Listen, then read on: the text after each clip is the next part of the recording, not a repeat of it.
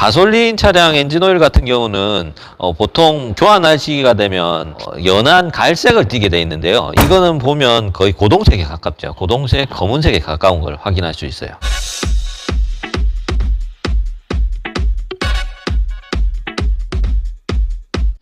안녕하세요. 내 차가 알고 싶다 기능장용입니다. 오늘 차량은 더 넥스트 스파크 2019년식 차량이고요. 주행거리는 약 한 11만 킬로 정도 탔습니다.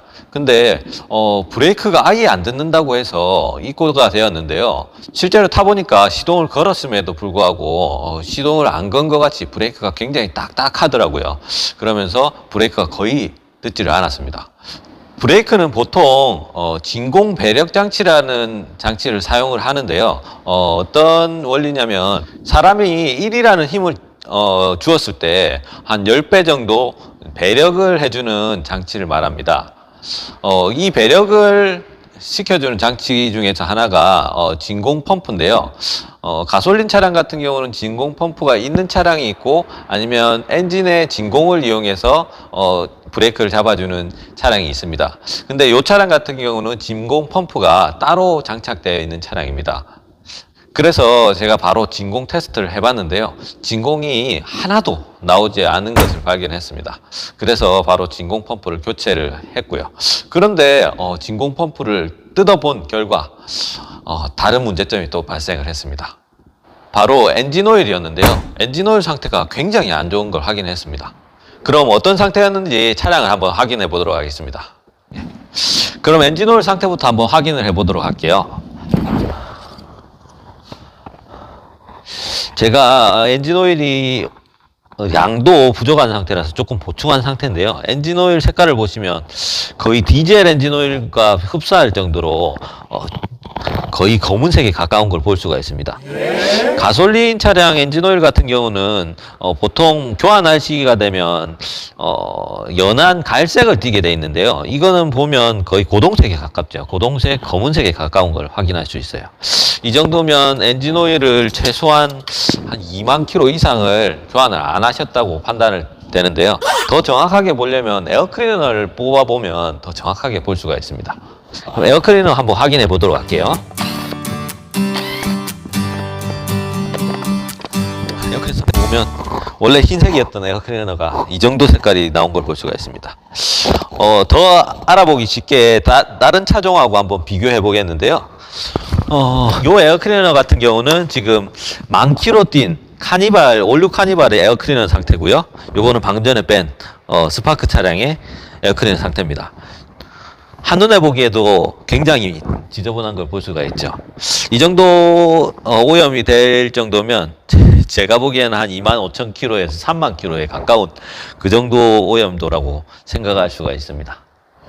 이 부품이 문제가 되었던 진공 펌프 부품인데요.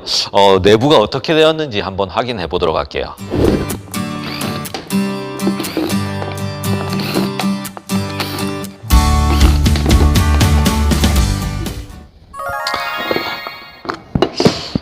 이쪽에서 캠 축에서 회전을 하면서 이 축이 돌아가게 돼 있는데요. 보통 보면 이것들 전부 다 막이 원래 이 부분을 왔다 갔다 하면서 이 막이 펌핑을 하면서 진공이 생성이 되는데요. 지금 보시다시피 완전히 박살이 난 걸 보실 수가 있죠.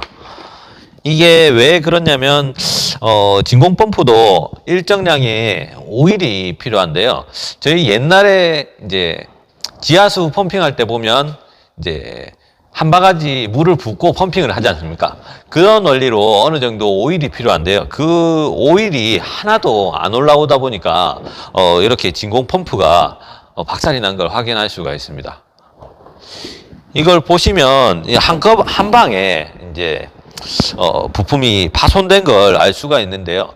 이렇게 한 방에 파손됐다는 말은 운행하다가 갑자기 진공이 안 생겼다는 걸 확인할 수가 있고, 그렇게 돼버리면 운행 중에 브레이크가 아예 안 듣는 걸 확인할 수가 있어요. 그러면은 생각만 해도 끔찍하겠죠.